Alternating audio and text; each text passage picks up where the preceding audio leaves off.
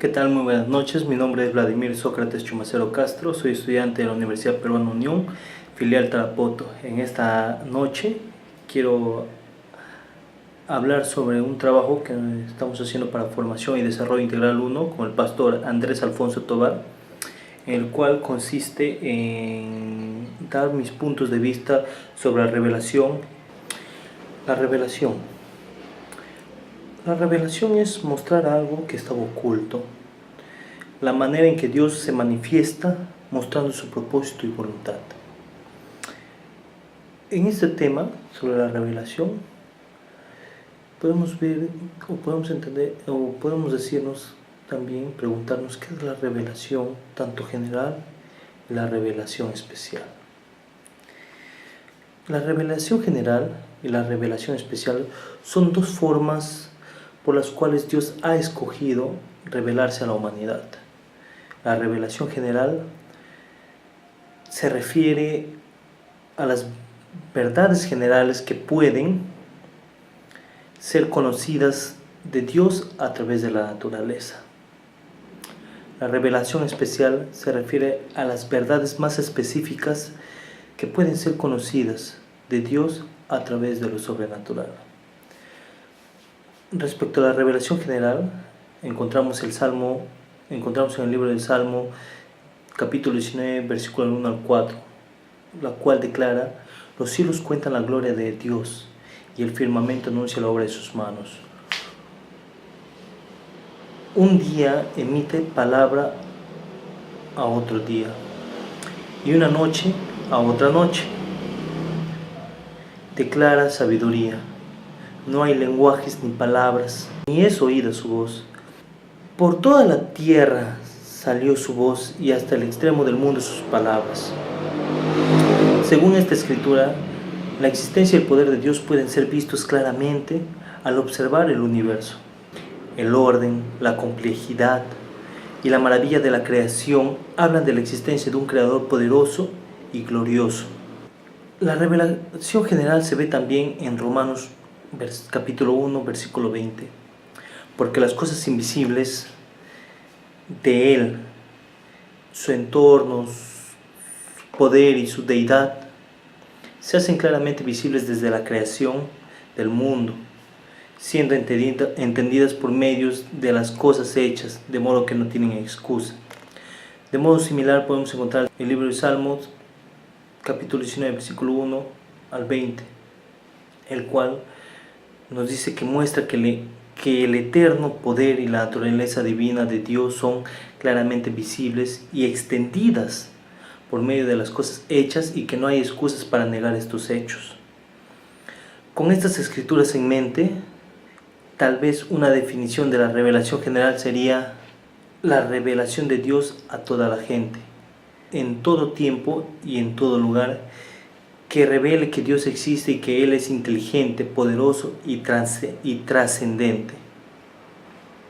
En la revelación especial es como Dios ha escogido revelarse a través de medios milagrosos.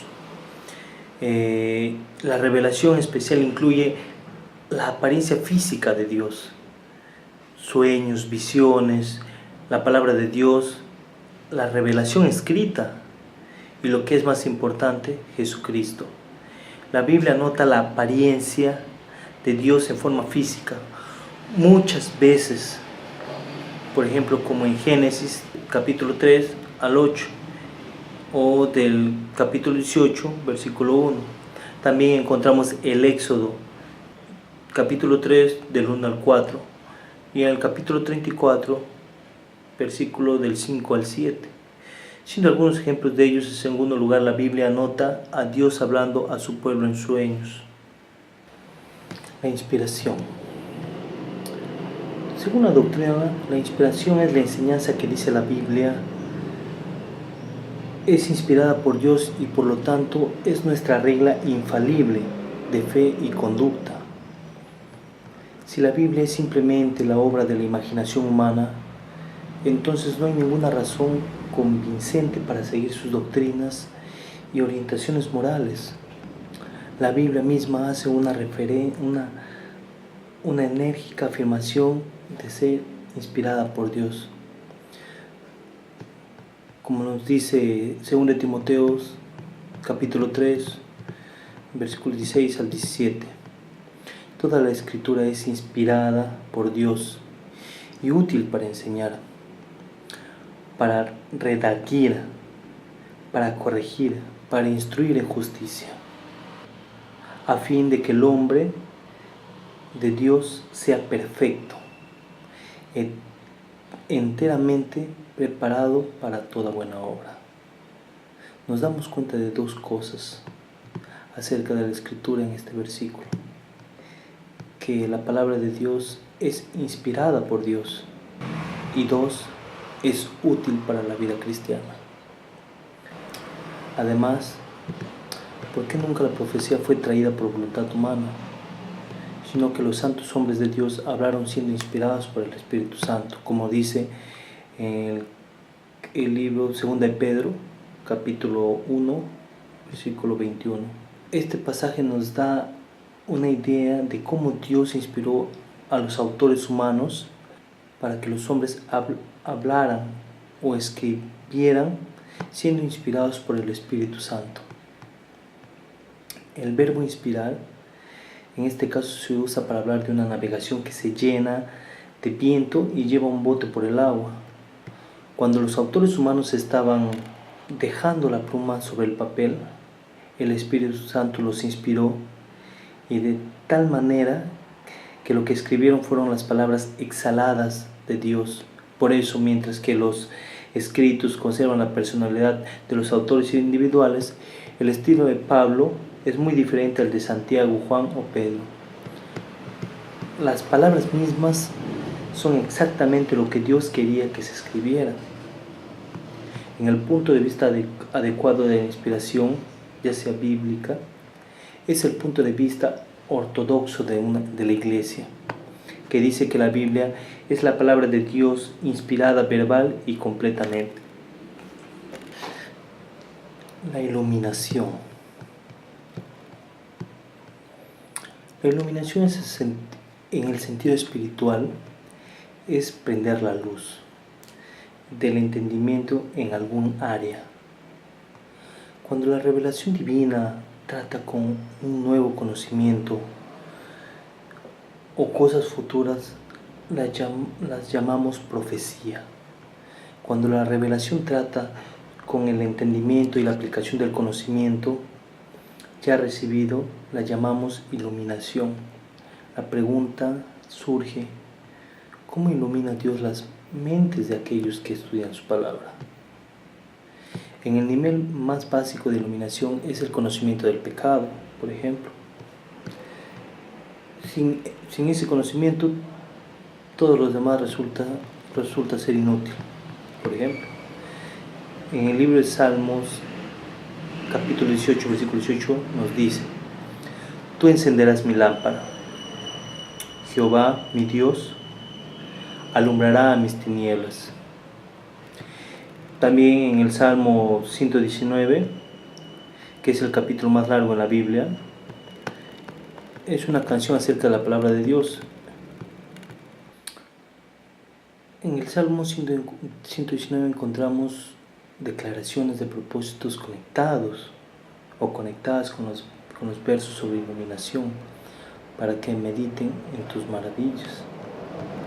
Tenemos el versículo 27, que nos dice: guardaré tu ley y la cumpliré de tu corazón. Por ejemplo, el Espíritu de Dios, quien nos ilumina para entender su palabra, toma ese conocimiento y nos guía a vivirlo. Por ejemplo, en Romanos capítulo 8, versículo 14 dice: porque todos los que son guiados por el Espíritu Santo o por el Espíritu de Dios, estos son hijos de Dios. La obra de iluminación del Espíritu Santo en nuestras vidas es una confirmación de que verdaderamente somos hijos de Dios. Los testigos oculares. Se dice que los testigos oculares son las personas que estuvieron presentes en un hecho